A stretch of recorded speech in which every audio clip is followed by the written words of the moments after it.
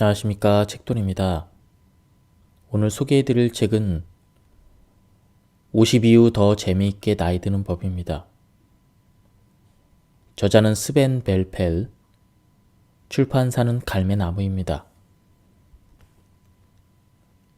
건강과 노화에 영향을 미치는 7가지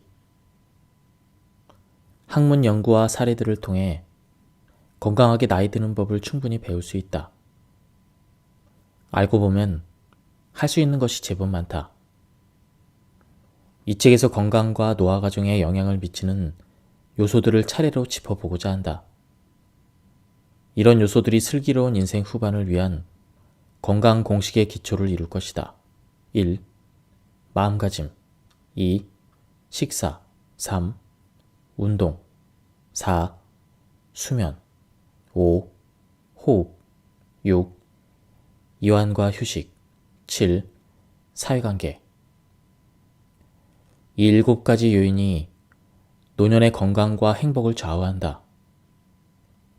나는 이 책에서 건강과 노화 과정 간의 복합적인 관계를 파악하여 그로부터 건강하게 나이 드는 방법을 찾고자 한다. 또한 건강한 인생 후반전을 보내기 위한 지향점을 제시하고 할 수 있는 것과 해야 할 것을 능동적으로 발견할 수 있도록 돕고자 한다. 이미 눈치챘을지도 모르지만 건강에 대해서 말하자마자 건강한 상태와 병든 상태가 사실 그리 멀지 않다는 걸 느끼게 된다. 이 두 상태는 어느 정도 맞물려 있다. 건강한 상태와 병든 상태를 반대극으로 상정하고 우리가 계속해서 그 양극을 왔다 갔다 한다고 생각하면 건강은 역동적인 이미지로 다가오는데 우리는 이런 역동성을 이용할 수가 있다.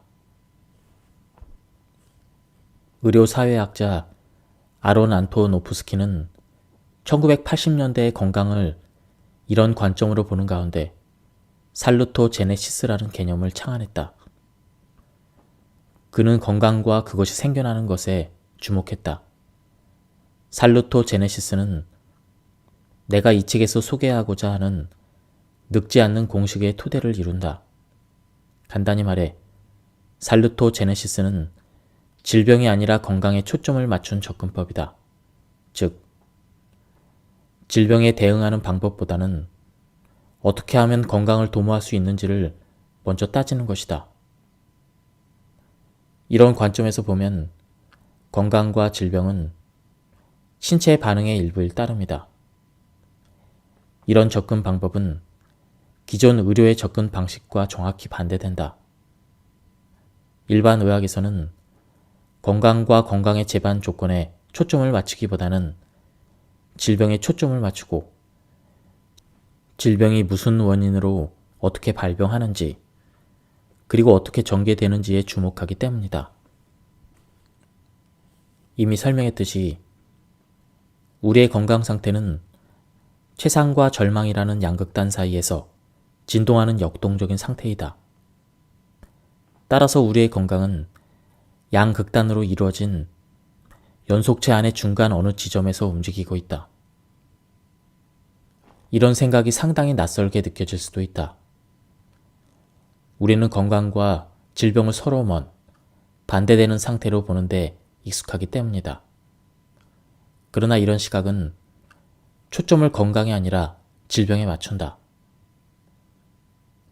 질병의 발생, 질병의 치료, 그리고 질병의 예방만을 염두에 두는 것이다. 그러나 살루토제네시스에 따르면 모든 사람은 때로 더 아프고 때로 덜 아프다. 때로는 더 건강하고 때로는 덜 건강하다. 그리고 여기서 중요한 것은 건강이 어떻게 생겨나고 어떻게 하면 건강을 최대한 유지할 수 있는지 묻기보다는 어떻게 하면 저울추를 질병이 아닌 건강 쪽으로 더 옮길 수 있는지 묻는 것이다. 우리는 건강을 은행 계좌처럼 생각할 수 있다. 건강에 좋은 행동은 계좌에 돈을 입금하는 것으로, 건강에 해로운 행동은 계좌에서 돈을 인출하는 것으로 생각해보라.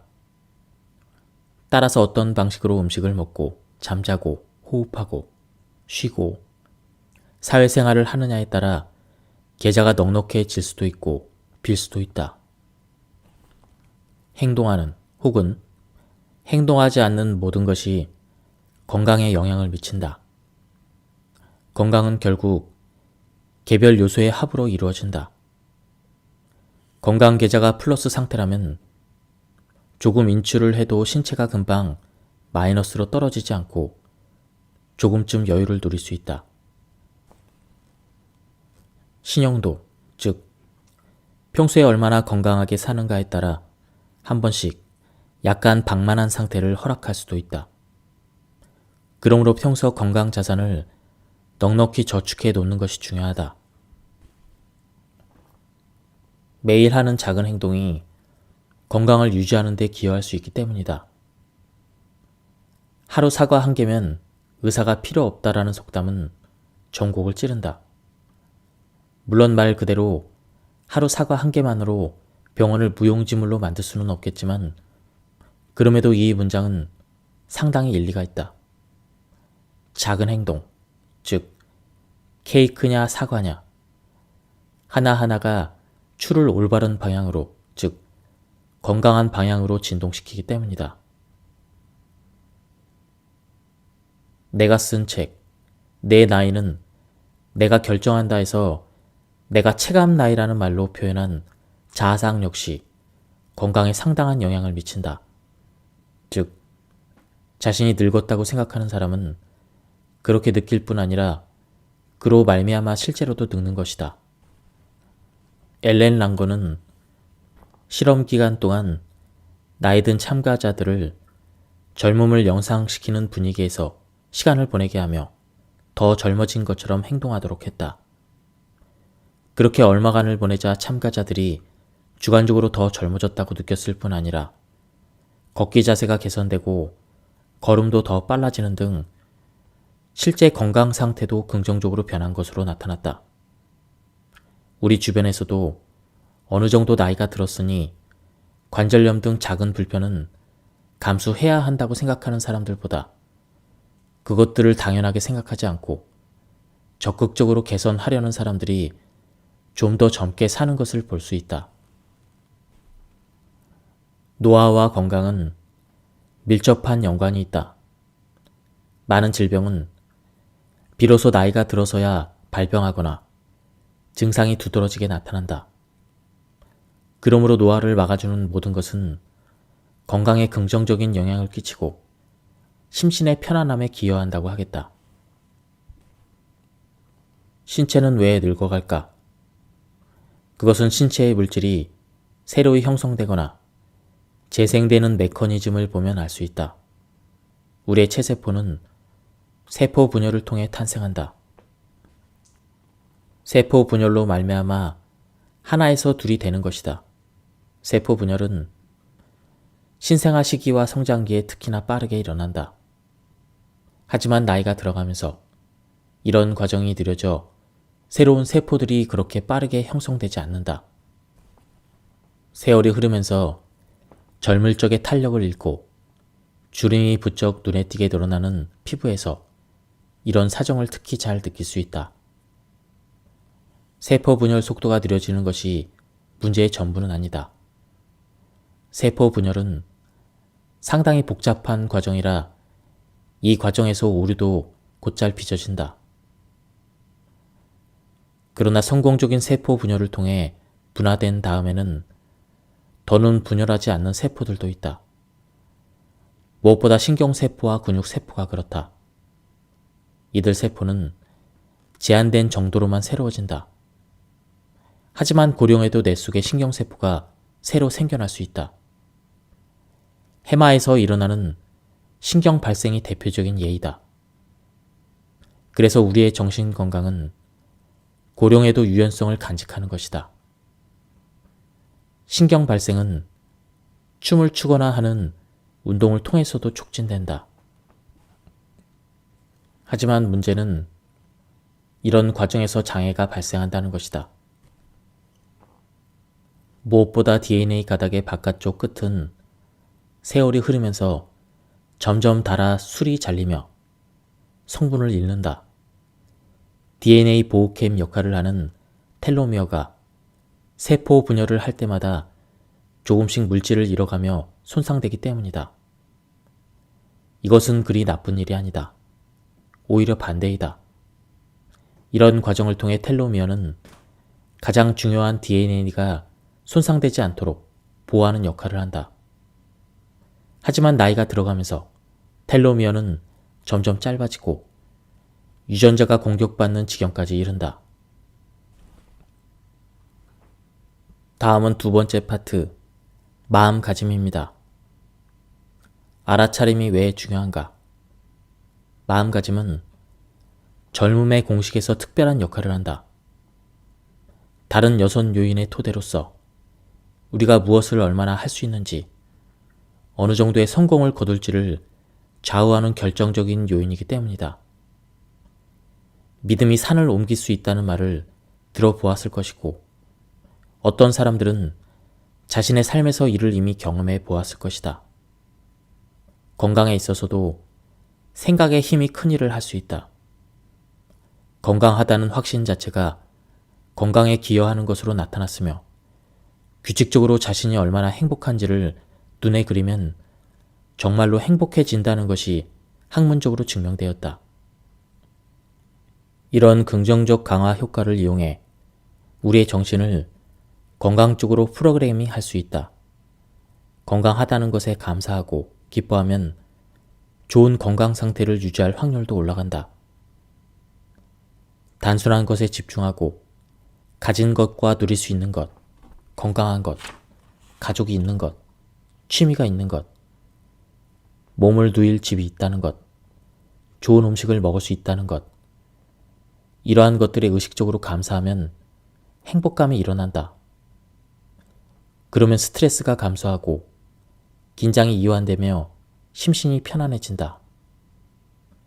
그럴 때 신체에서 분비되는 호르몬과 전달 물질이 감정에 긍정적으로 작용하며 면역 체계를 강화하고 심신의 회복력과 저항력을 높여주기 때문이다. 감사일기를 쓰는 것이 좋다는 이야기를 들어보았을 것이다. 심리학자 마틴 셀리그만은 감사일기를 통해 감사 연습을 하는 것이 얼마나 긍정적인 효과를 가져오는지를 연구한 심리학자 중 한 사람이다. 연구 결과 매일매일 감사한 일을 기록한 사람들이 컨디션이 더 좋고 스트레스 호르몬이 적게 분비되었으며 잠을 더 잘 자고 더 능률적으로 업무를 수행하고 우울증에 시달리는 비율도 적은 것으로 나타났다. 감사하는 마음과 행복감을 느끼고자 하는 의지는 결코 지적 차원에서만 이루어지는 일이 아니다. 감정적 차원에서도 진행되며 신체에도 영향을 미친다. 플라시보 효과와 같은 맥락이다. 위약을 복용한 실험 참가자들은 그냥 더 좋아질 것이라고 믿었을 뿐인데도 실제로 정말 좋아진다. 약을 복용하고 좋아질 거라고 믿으면 뇌에서 진짜 약을 복용한 것과 같은 효과를 내는 물질이 분비되기 때문이다. 건강한 것에 감사하고 행복해하는 경우에도 비슷한 메커니즘이 작동한다. 뇌에서 화학물질이 합성되어 진짜로 아픈 것이 낫고 컨디션이 좋아진다. 그러므로 약간 과장하자면 건강은 머릿속에서 생겨난다고도 말할 수 있다. 나쁜 신호와 나쁜 습관을 알아차리는 훈련. 우리는 건강을 위해 무언가를 해야 한다는 것과 무엇을 하는 것이 좋을지를 이미 알고 있다. 하지만 대부분 몸이 분명한 경고 신호를 보내기 전까지는 실천을 미룬다. 몸이 신호를 보내면 우리는 더 건강하게 먹고 신선한 공기 속으로 더 많이 가고 수면에도 더 신경을 쓴다. 그러나 이런 노력은 종종 몸이 다시 회복될 때까지만 이어진다. 몸 상태가 다시 좋아지고 그렇게 되면 다시 예전에 그다지 바람직하지 않은 생활로 돌아가는 경우가 많다. 그러나 자신의 상태에 늘 관심을 갖고 건강에 좋은 루틴을 만들어 둘 필요가 있다. 치료보다는 예방이 좋으니까 말이다. 언제 어떤 행동을 할 필요가 있는지를 조기에 알아챈다면 훨씬 효율적일 것이다. 그렇게 하려면 몸이 보내는 신호를 적절히 읽는 법을 배워야 한다. 신체가 별 무리 없이 돌아가서 특별한 불편이 없을 때 건강에 주의를 기울이는 것은 도전이다. 이를 위해서는 의식을 내부에 집중시키는 법부터 배워야 하기 때문이다. 다행히 이런 가능성을 의식하는 사람들이 점점 많아지고 있다. 마음 챙김 내지 알아차림 테크닉이 꽤나 호응을 얻고 있다는 것을 보면 알 수 있다. 그런데 알아차림이라는 건 대체 무엇일까? 알아차림은 잡념에 빠지거나 지각한 것을 판단하지 않고 환경, 신체, 감정을 주의 깊고 분명하게 인지하는 정신 상태를 말한다. 알아차림은 질병 예방에 아주 중요한 요소로서 부작용을 걱정하지 않아도 되는 몇 안 되는 행위 중 하나이다. 가령 운동이 좋다고 해서 너무 과하면 운동기관을 혹사시킬 수 있는 반면 마음 챙김이나 알아차림은 그런 부정적인 결과를 신경 쓰지 않아도 된다. 알아차림이 있다면 운동량을 자연스럽게 늘릴 수 있다. 가령 몸이 찌푸둥할 때 한층 위에 근무하는 동료에게 전화를 거는 대신 계단을 올라가 직접 용건을 전달할 수도 있는 것이다. 또 주의 깊게 자신을 관찰함으로써 자신이 잘못된 움직임이나 자세를 취하고 있음을 깨닫고 그것을 즉각 수정할 수도 있다. 운동을 할 때도 일방적인 움직임으로 인한 근육의 불균형을 의식하고 의도적으로 그것을 바로잡는 운동을 할 수도 있다. 균형 잡힌 운동의 원칙은 언제나 약한 근육을 더 키우고 강한 근육을 덜 훈련하는 것이다. 그래야 건강한 균형에 도달할 수 있다. 의식하는 태도는 건강의 모든 측면에 중요하다.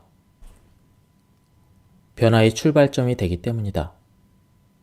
태도의 변화는 행동으로 이어진다. 이것은 동양의 전통적인 사고와 통한다. 건강을 위해 부지런히 뭔가를 해야 된다는 생각이 들지도 모르겠지만 중요한 점은 무엇을 하든 휴식을 충분히 하며 리듬을 타야 한다.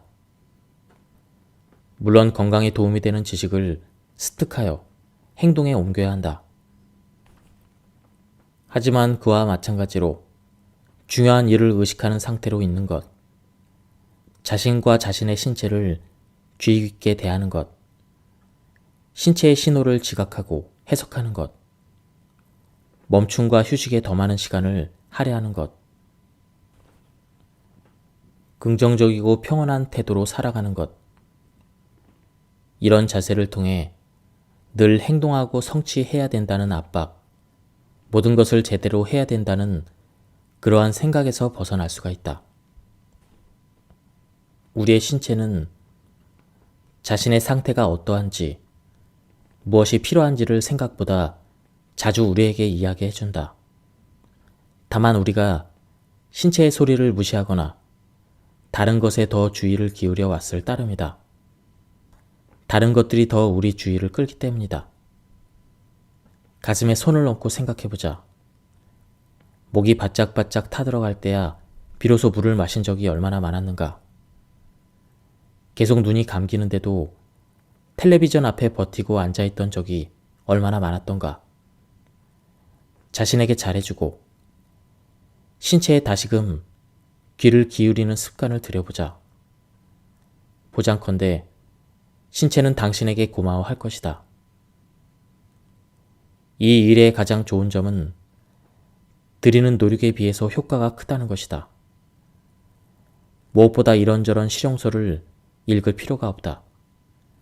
명상법이나 마음챙김 혹은 알아차림 강의를 들을 필요도 없다. 일단은 하루를 보내면서 중간중간 자신의 신체의 귀를 기울이며 필요한 것을 느끼는 것으로 충분하다. 내가 목이 마른가? 배가 고픈가? 기지개를 좀 켜고 싶은가? 심호흡을 하고 싶은가? 지금 있는 정신없는 곳에서 물러나 잠시 고요를 누리고 싶은가? 누군가와 이야기를 나누고 싶은가?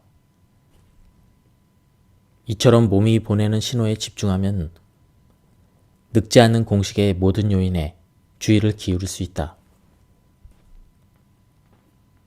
우리는 종종 의식하지 못하지만 우리가 어떤 사람들이나 집단, 상황이나 사정을 어떻게 평가하는지에 따라 그들에 대한 우리의 반응도 달라진다. 의식이 행동에 영향을 미치는 것이다. 이런 인식을 유익하게 활용할 수 있다.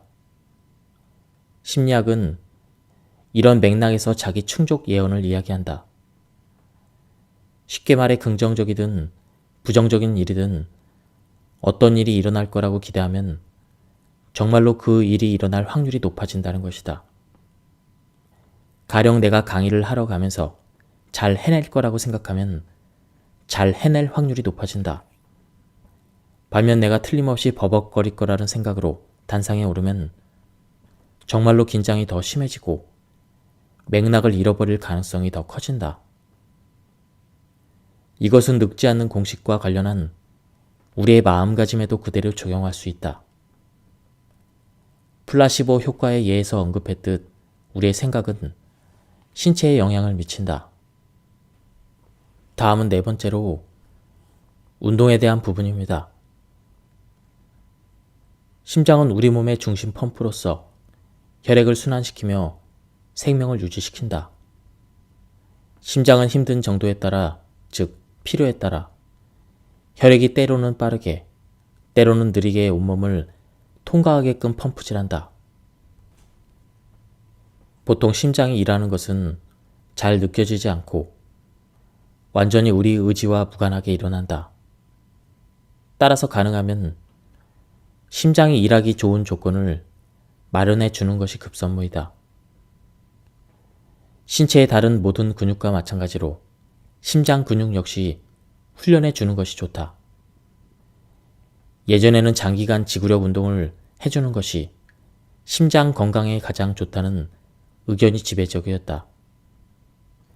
하지만 최근 그보다 심장에 다양한 부하를 가하는 것이 심장 근육의 건강에 더 좋다는 사실이 알려졌다. 즉, 가급적 다양한 종류의 운동을 해주는 편이 좋은 쪽으로 나타난 것이다. 기본적으로 좋지 않은 단 한 가지 행동은 바로 움직이지 않는 것이다. 이유는 단순하다. 훈련시키지 않는 모든 것은 위축된다. 심혈관계, 림프계, 근육과 운동기관, 그 밖의 면역계 모두가 마찬가지다. 심혈관계의 정확한 기능은 무엇일까? 혈관은 전신에 뻗어 있으며 혈액은 심장에서 출발하여 멀어졌다가 다시 심장으로 돌아오는 순환을 거듭한다. 심장에서 멀어질수록 혈관은 가늘어진다. 혈관은 각각의 체세포에 산소와 영양소를 공급하기 위한 수송로 역할을 한다.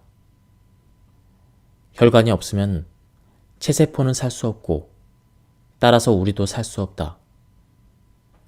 아울러 돌아오는 길에 혈액은 신진대사산물과 노폐물을 다시 실어 나른다. 운동을 제법 해주었을 때 발동되는 또 다른 반응이 있다.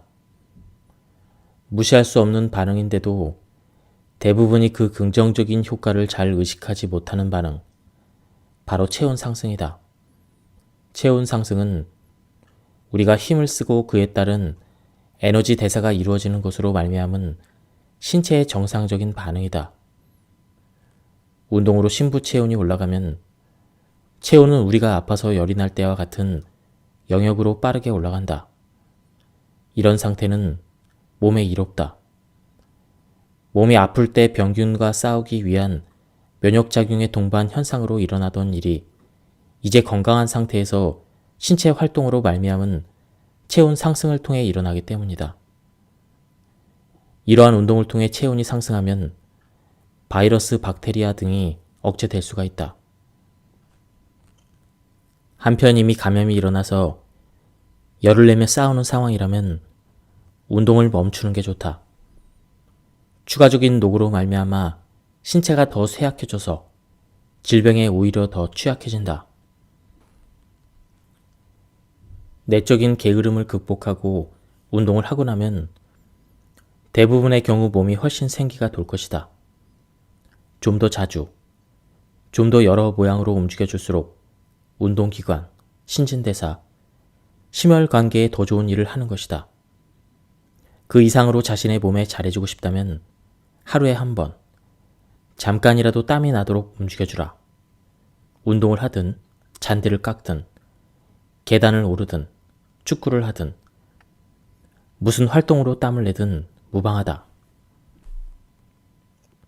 하루에 한 번 땀을 내주라니 쉽지 않다 싶겠지만 대부분의 경우 일상생활만 해서는 사실 운동량이 부족하다. 그러니 가만히 졸기보다는 어떻게든 한 발짝이라도 더 움직이는 것이 신체의 활력을 더할 수 있다는 점을 명심하라. 쓰레기를 버리기 위해 3층에서 걸어서 계단을 내려와도 좋고, 장을 볼 때 차를 가져가는 대신 배낭을 메고 걸어서 마트에 다녀오는 것도 좋다. 엘리베이터 대신 계단을 이용해도 좋다. 속도를 좀 높여서 약간 운동하는 느낌으로 다니면 운동을 하지 않아도 되는 것은 아니지만 건강 계좌에 한 푼이라도 더 플러스가 될 것이다. 티끌모아 태산이라는 속담처럼 말이다. 그래도 운동은 싫어라고 생각하는 사람에게 조금쯤 부담을 경감시켜주기 위해 말하자면 그냥 기본적으로 어떤 움직임이든 집에서 퍼질러 앉아있는 것보다는 낫다고 생각해라. 꼭 하루에 10,000보를 걸을 필요는 없다. 구체적인 목표를 정하는 것이 도움이 된다면 일상적인 움직임 외에도 추가로 하루 30분 정도 걷는 것을 목표로 삼으라. 그러면 일상에서 여타 걸음수와 합쳐 대략 7,500보 정도가 될 것이다. 이 정도 걸어주면 심혈관계 질환 위험이 상당히 저하된다는 것이 최신의 학문적인 인식이다. 내가 아는 피트니스의 기본은 스스로의 필요와 일상적인 조건에 맞추어 시행하는 맨몸 운동이다.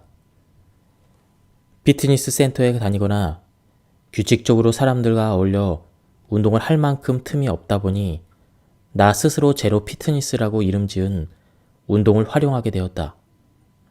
제로 피트니스는 운동할 틈이 없다 해도 포기하지 말고 운동을 하루 일과에 끼워 넣자는 것이다.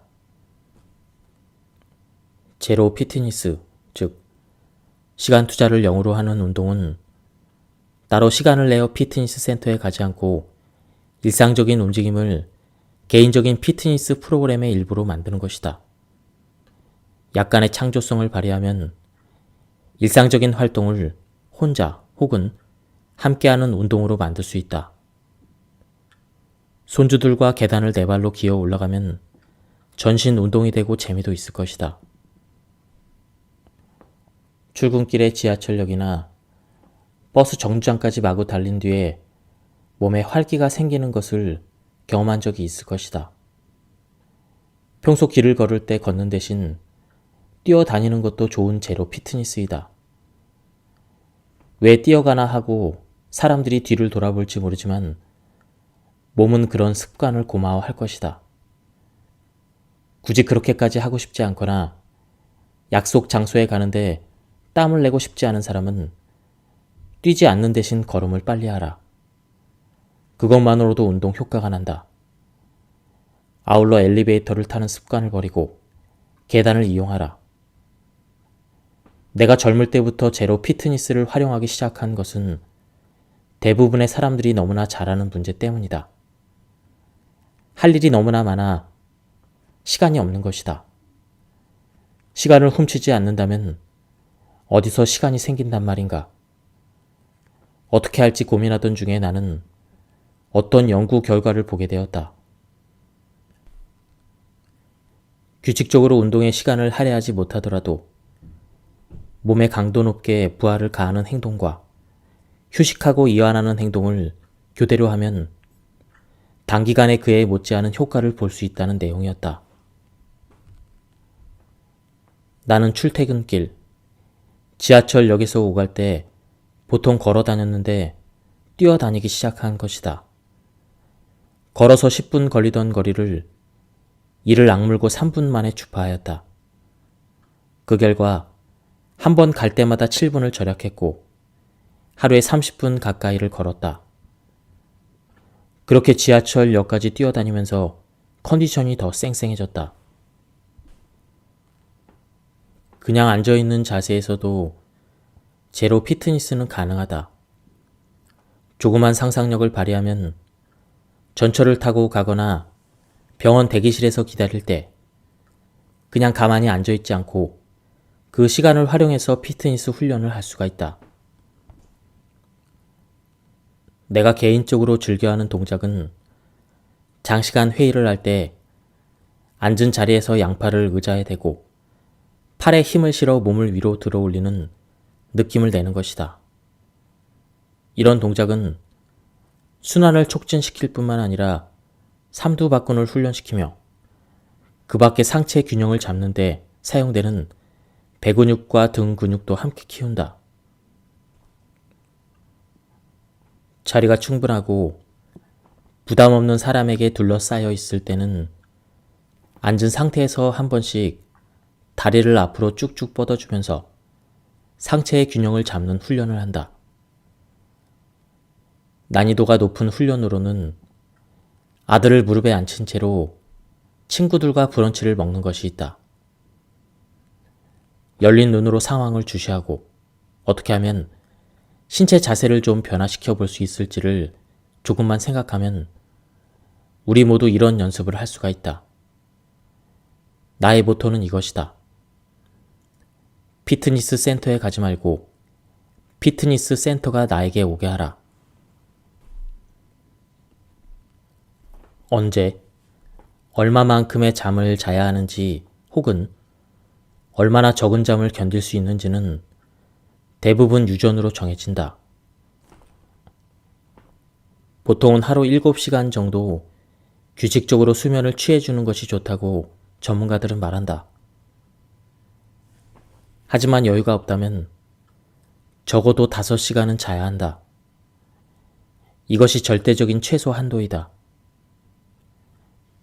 장기간에 걸쳐 그 이하로 수면을 취하면 건강의 위험을 초래하며 쥐를 대상으로 한 실험이나 희귀병적인 치명적인 가족성 불면증에서 볼 수 있는 것처럼 최악의 경우 죽음에 이를 수도 있다. 잠을 못 자면 편도체가 활성화된다. 일찍 일어나는 새가 벌레를 잡아먹는다. 아침은 황금을 입에 물고 있다. 이런 말은 가히 우리 사회의 생활 신조에 해당한다. 이에 맞춰 잠을 적게 자고도 견디는 사람들이 있다. 잠을 잘못 잔 상태에서는 편도체가 강하게 활성화된다. 편도체는 뇌에서 감정과 공포감을 주관하는 중추로 수면 부족 상태에서 인간은 어떤 정보에 대해서 전반적으로 더 감정적으로 반응하는 것으로 나타났다. 따라서 잠을 적게 잤거나 양질의 수면을 취하지 못한 사람은 어떤 판단을 내릴 때 자신의 판단이 맞는지 약간 더 살피는 것이 좋다. 계산원이 정말로 그렇게 느린 것일까? 동료가 정말로 당신에게 그렇게 불친절한 것일까? 고객이 정말로 그렇게 뻔뻔한 것일까? 당신이 단지 잠을 못 자서 예민해진 것은 아닐까 생각해 보는 것이다. 우리 모두 잠이 부족할 때가 있다. 그런 현상은 비행기 출장이 많은 사람, 신생아를 키우는 부모들, 항시 대기를 해야 되는 의사들, 장거리 비행을 하는 조종사들에게만 국한되지 않는다. 아마도 모두가 잠을 못 자서 약간 몽롱하고 졸린 느낌을 알 것이고, 그럴 때 얼마나 집중력이 떨어지는지를 경험해 보았을 것이다.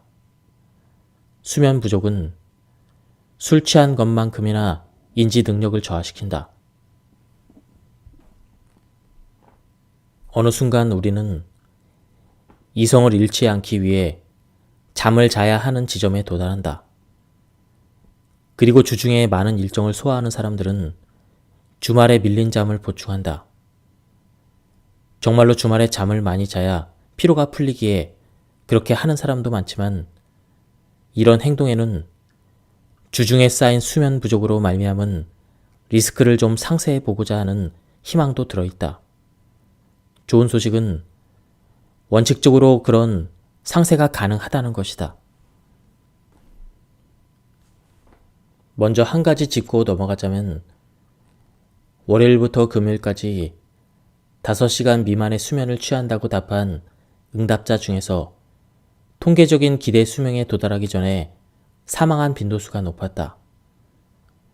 이것은 학문적으로 기대되던 결과와 일치했다. 하지만 이 연구에서 좀 특이할 만한 것은 주중에 수면이 좀 부족했더라도 주말에 잠을 많이 잔 사람들은 사망률이 더 높지 않았다는 것이다. 이는 주중에 못 잔 잠을 주말에 만회할 수 있음을 암시하는 결과이다. 유명한 요가 수행자 사드구루는 몇 가지 규칙만 지키면 우리 모두 지금보다 훨씬 더 잠을 적게 자도 무리 없이 지낼 수 있다고 강조한다. 양질의 건강한 음식을 먹되 소식을 할 것, 요가와 명상을 통해 심신을 돌볼 것, 밤잠을 자는 시간과 환경을 최적화해서 수면의 질을 전반적으로 개선하는 것 등이 그가 제시하는 규칙이다. 어떤 음식을 먹고 얼마나 운동을 하고 어떤 마음가짐으로 살아가는가, 이 모든 것이 우리의 수면 필요량을 좌우한다. 나아가 잘 잤다는 혹은 잘못 잤다는 확신이 우리의 일반적인 컨디션뿐만 아니라 인지 능력에도 영향을 미치는 것으로 나타났다. 다음은 스트레스에 관한 내용입니다. 스트레스를 받는 상황이 오랜 시간 지속되면 문제가 발생한다. 비상사태가 장기화되어 일반적인 상태가 되면 결코 좋지 않다. 자신이 할 수 있는 만큼을 웃도는 삶을 살다 보면 신체가 미처 재충전하지 못하고 전전긍긍하게 된다. 계속 가속 페달을 밟으며 가다 보면 그 페달은 나중에 오히려 브레이크가 돼버린다.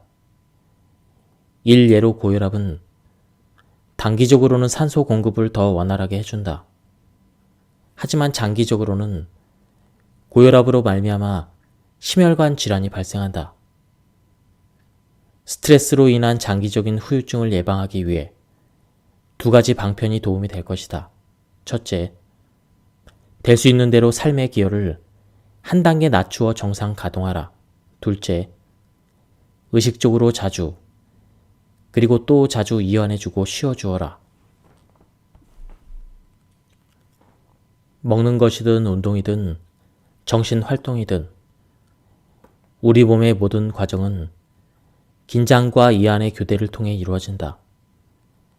필요한 휴식을 허락하지 않으면 압력솥처럼 압력이 높아지고 스트레스가 생겨난다. 쌓인 스트레스는 어떻게든 분출이 되는데 모든 사람에게 약한 부분이 있기에 스트레스가 분출되는 방식도 서로 다르게 나타난다. 그래서 스트레스성 질환도 개인에 따라 신체적, 정신적으로 다양한 모습으로 발현된다.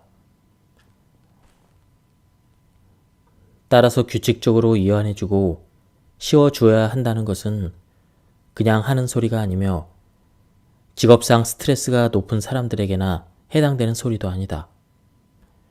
이것은 오히려 질병과 노화 현상을 효과적으로 예방하는 지혜로운 전략이다. 이완을 마음 챙김에 기반한 삶의 자세의 일부로 보라. 신선한 공기를 마시며 산책하는 것, 마음이 채워지는 여가 활동을 하는 것, 즐거운 만남을 갖는 것, 이 모두가 이완과 휴식에 속한다. 많은 사람이 이완하고 쉬는 것을 잃어버렸다. 너무나 오랜 이완과 휴식의 시간을 할애하지 못했던 사람들의 경우에는 이완을 위한 리추얼을 마련하는 것이 도움이 될 것이다. 자신의 삶의 리듬을 고려해서 고정적인 시간을 별도로 확보하여 그 시간에는 무조건 휴식을 하도록 하라. 버튼을 작동시키듯 이완을 하는 것이 아니라 이완이 잘 될 수 있는 시간과 공간을 만드는 것이 중요하다. 지금까지 이 책에 대한 리뷰를 모두 마쳤습니다. 이 책은 기존에 제가 읽었던 책들에 나왔던 내용도 많이 있었지만 이 책만의 독특한 시각도 있었습니다. 한번 책을 구해서 읽어보실 것을 추천드립니다. 여기서 리뷰를 마치도록 하겠습니다. 감사합니다.